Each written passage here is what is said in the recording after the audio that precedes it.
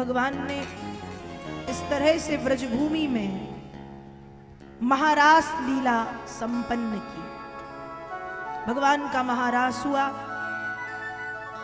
11 वर्ष 6 माह तक कृष्ण यशोदा रानी के भवन को आलोकित करते रहे, किंतु यह आलोक मधुपुरी मतलब मथुरा जाने वाला था। और मथुरा से कंस ने अक्रूर जी महाराज को भगवान को लेने के लिए भेजा।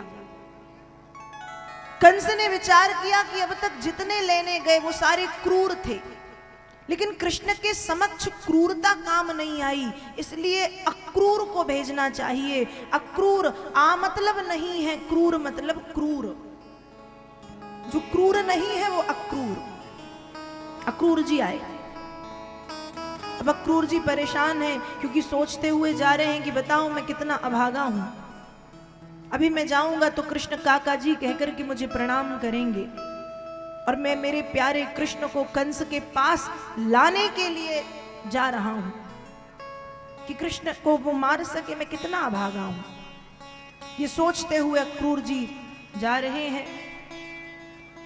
पहुंचे वृंदावन, यशोदा मैया से मिले, और जब यशोदा मैया से मिले तो मैया के हृदय में पहुंचते ही बड़ा भारी वज्र पटक दिया। वज्र क्या कि कंस को कृष्ण ने अपनी रंगशाला देखने के लिए बुलाया है। यशोदा मैया ने मना किया, नंद बाबा को समझाया। नंद बाबा थोड़े थोड़े तैयार थे, क्योंकि सोच रहे हैं कि जाएगा और आ जाएगा, पर मैया तो मना कर चुकी हैं कि मेरा लाला यदि गया तो लौटेगा नहीं, इसलिए मैं नहीं जाने दूंगी। मना कर दिया। भगवान ने खुद कई बार समझाया, नहीं मानी। नंद बाबा ने समझाया, नहीं मानी। अक्रूर जी ने समझाया, नहीं मानी। अंत में भगवान ने मैया की बुद्धि को भ्रम में डाल दिया। मतलब मैया सोच विचार में डूब गई हैं कि मैं लाला को जाने दूं या ना जाने दूं, मैं लाला को भेजूं या ना भेजूं। सोच विचार में मैया डूबी है। और यहां भगवान श्री कृष्ण अक्रूर जी के साथ रथ पर बैठे, बलभद्र जी के साथ, और इन्होंने मथुरा की ओर प्रस्थान किया है। भगवान ने मथुरा की ओर प्रस्थान किया। यहां भगवान के वियोग में मथुरा जब प्रभु जाने लगे हैं तो व्रजवासियों की स्थिति बड़ी दयनीय है। गोपियों की, ग्वालों की, गायों की, बछड़ों की, वृंदावन के एक एक कण में एक एक दुख, जिसको कहना चाहिए एक शांति। शांति भी 2 प्रकार की होती, एक प्रसन्नता देने वाली और एक व्याकुल करने वाली।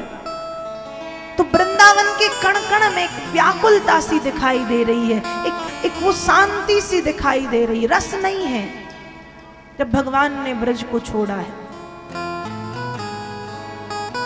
ऐसी स्थिति है गोपियों की, ऐसी स्थिति है मैया की, ऐसी स्थिति है नंद बाबा की।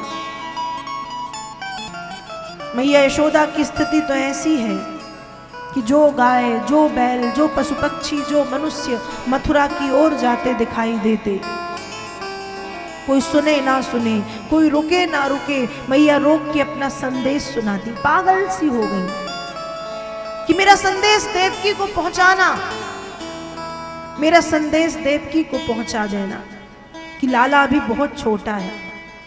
और जब सुबह उठता है तो संदेशों देवकी सो कहियो, संदेशों देवकी सो कहियो, प्रातः ही उठत तुम्हारे सुत को माखन रोटी भावे।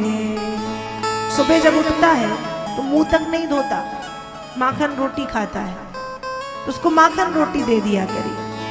तेल उबट नऊ अरुता तो जल, देखत ही भग जावे।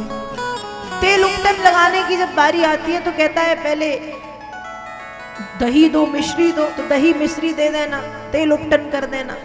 स्नान की बारी आती है तो स्नान करने के बाद दूध पीता है, दूध दे देना। जो जो मांगे देती जाना, मना मत करना, लाला बहुत छोटा है।